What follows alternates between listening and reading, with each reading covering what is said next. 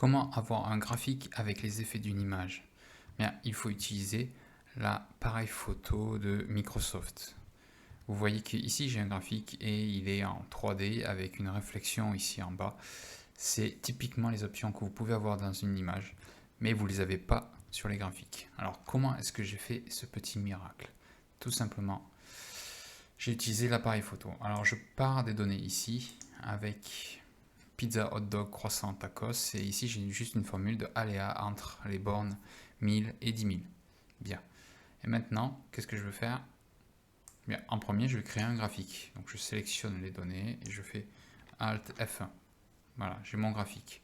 Et puis, de ce graphique, ce que je veux faire, c'est que je veux en avoir un type un peu différent. Donc, je vais aller chercher ce graphique-là. Bien. Maintenant, si je veux faire des options, je viens chercher ici et je voudrais le mettre en 3D parce que je voudrais avoir un rapport qui claque un petit peu, qui soit vraiment différent. Même si en 3D je vous recommande pas trop parce que ce n'est pas très bien lisible. Bien, je n'ai pas cette option là et je vais l'avoir nulle part sur les graphiques. Ce qu'il faut, c'est qu'il me faut une image. Mais c'est un graphique, c'est pas une image. Donc comment faire? Bien, je vais aller chercher l'appareil photo. Voilà, l'appareil photo est un petit peu caché. Donc je viens dans Fichier et puis Options.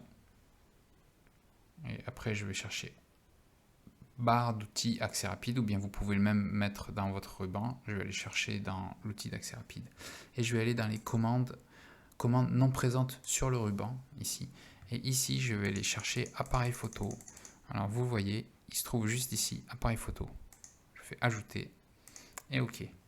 Bien, donc j'ai ma petite icône. Alors, comment faire? D'abord, je vais formater un petit peu mieux ce graphique. Il faut qu'il soit proportionnel au quadrillage d'Excel. Donc je viens, en maintenant la touche Alt, je viens le faire bouger et je le mets dans les bornes du quadrillage. Donc voilà, je l'ai mis bien ici. Donc maintenant, je viens sélectionner. Vous voyez, je viens sélectionner juste la cellule à côté et je viens avec la flèche de droite dessous et avec Shift et en appuyant sur la flèche de droite, je viens sélectionner et Shift à flèche de gauche, de bas, pardon, je viens sélectionner. Donc voilà, j'ai sélectionné tout le derrière. On ne le voit pas, mais je l'ai sélectionné. Et maintenant, j'appuie sur l'appareil photo. Tac. On dirait que rien ne s'est passé. Mais maintenant, si je fais un simple clic gauche à côté, bien voilà, j'ai le graphique qui apparaît, mais il apparaît et vous voyez qu'il y a déjà une rotation, ce qui correspond à une image. Donc vous voyez que je peux faire une rotation parce que maintenant j'ai une image. Et si je fais F9 pour rafraîchir, donc mes formules changent, les données changent et mon image aussi. Donc en fait j'ai une image qui est dynamique et qui est liée à ce graphique.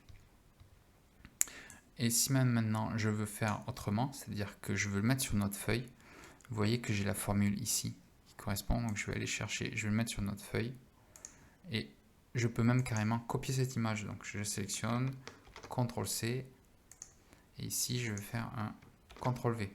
Alors c'est bizarre, ça ne marche pas. Oui, parce que là regardez, la formule en haut ici dans la barre n'est pas la bonne. Elle ne pointe pas sur la feuille. Donc je viens ici, je viens faire un clic gauche juste avant le égal, juste après le égal, pardon, feuille 1. Et maintenant je peux faire entrée parce que j'ai sélectionné la feuille 1 et j'ai maintenant bien ma vente. Donc maintenant je vais appliquer le format d'image que je veux.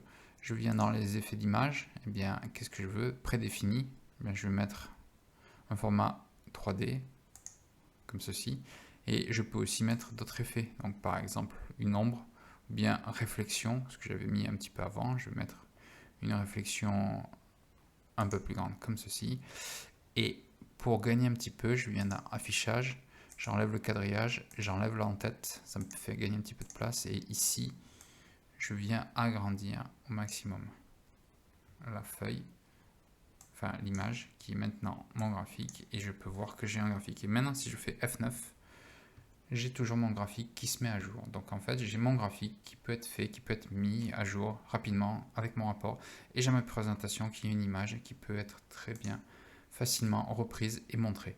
Et ça change un petit peu de ce que l'on voit normalement comme graphique dans Excel. Merci.